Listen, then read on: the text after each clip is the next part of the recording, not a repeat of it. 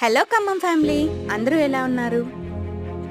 పిట్ట కొంచెం కూతగనం అన్నట్టుగా చిన్న చెట్టైనా మా ములక చెట్టు 16 కాయలు కాసింది.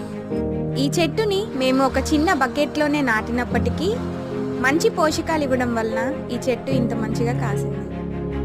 మన ఇంట్లో మనం పండించుకొని తినే ఆహారం వలన ఆరోగ్యంగా ఉంటాం. బయట దొరికే పురుగు మందులు కొట్టిన కూరగాయలు తినడం వల్ల అనారోగ్యం వస్తుంది.